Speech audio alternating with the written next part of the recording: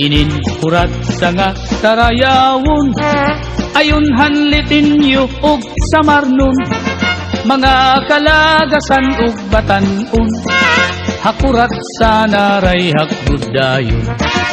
Labi na ang mga bisita, nag-aandam manira igagala, may dakbog ngan may sinsilyo pa, may binutok nga inandam habulsa.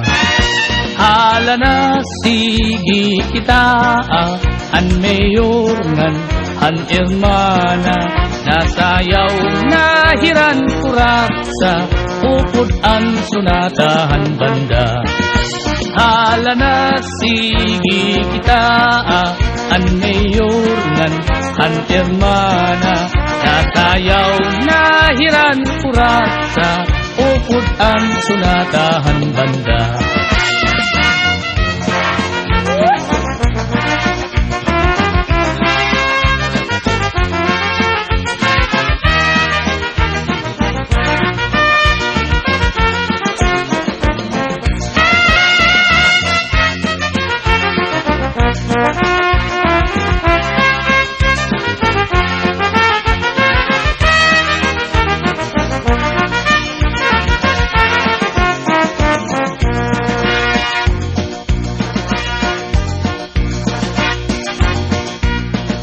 Sikat good labi kun may patron, mga dayo lain-lain nga nawong, an kadam-an na adtuha plaza, nag-aarig hintag kuratsa.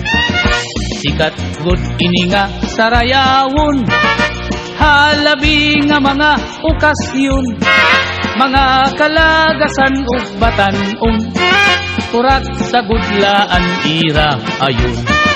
Hala na sige kita, kay nasayaw na ang bisita, maupay an pamustura, kay damo hayaan nagala.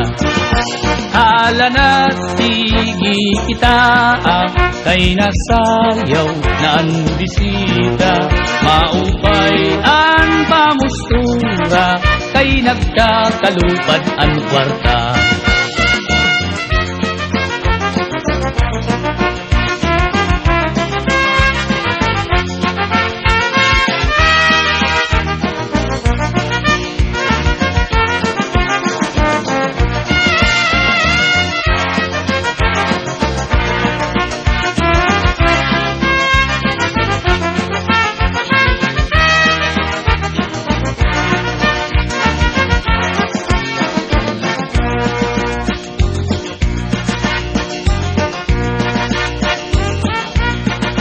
May da bisita nga lagas na, kun nalakat nagtuturutumba, pero nan mimiling pahindaraga, nga iya ig-aadukin kuratsa.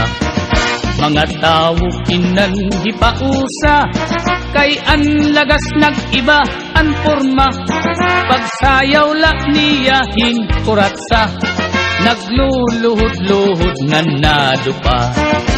Hala na sige kita, kay nasayaw na ang bisita, maupay ang pamustura, kay damo hayaan nagala. Hala na sige kita, kay nasayaw na ang bisita, maupay ang pamustura, kay nagkakalupad ang kwarta.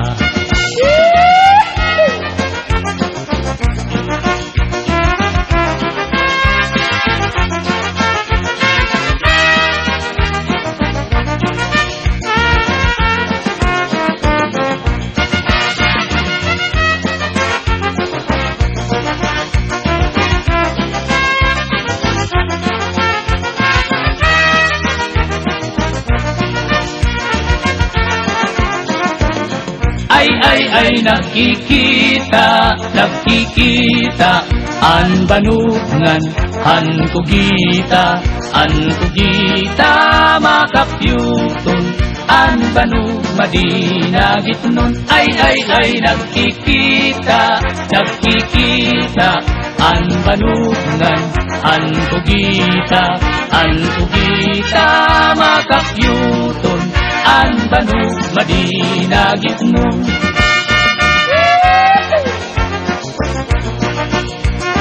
Ang sayan, adina, anasayaw, hanpurat kabayur.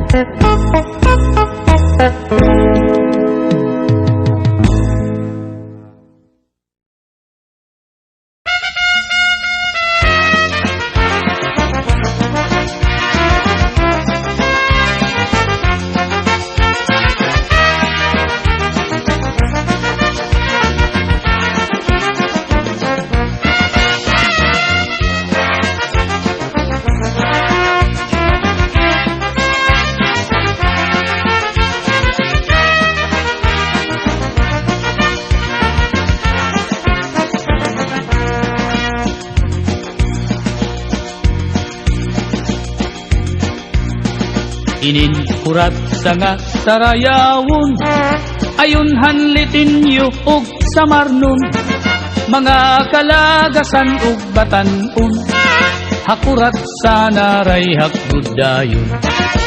Labi na ang mga bisita, nag-aandam manira igagala, may dabog ngan may sinsilyo pa, may binutok nga inandam habulsa. Hala na sige kita, an mayor ngan an hermana, nasayaw na hiran kurat sa upod ang sunatahan banda. Hala na sige kita, an mayor ngan an hermana, nasayaw na hiran kurat sa upod ang sunatahan banda.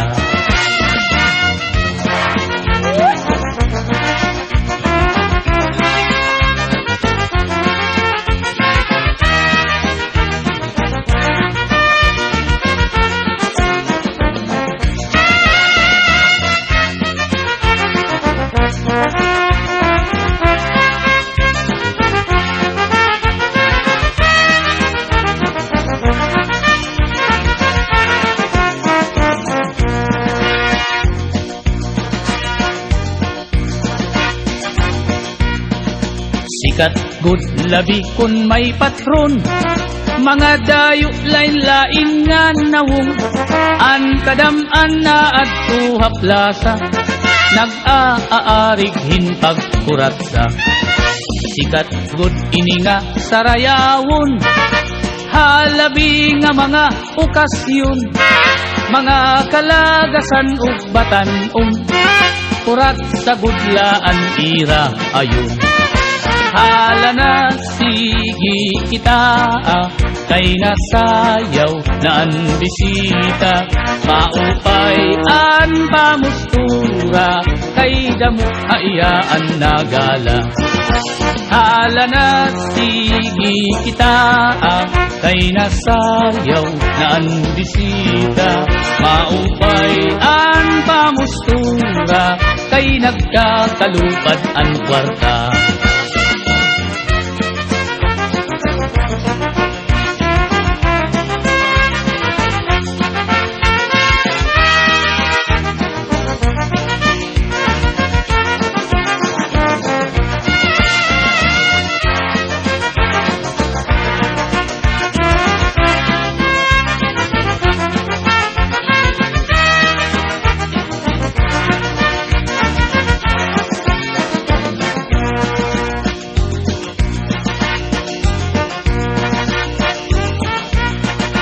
May da bisita nga lagas na, kun nalakat nagtuturutumba, pero nan mimiling pahindaraga, nga iya ig-aadukin kuratsa. Mga tao inan hipausa, kay an lagas nag-iba an porma, pagsayaw la niya hin kuratsa, nagluluhod-luhod nga nadupa.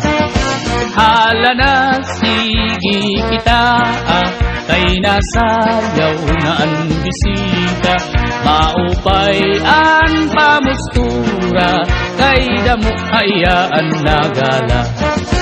Hala na sige kita, kay nasayaw na ang bisita, maupay ang pamustura, kay nagkakalupad ang kwarta.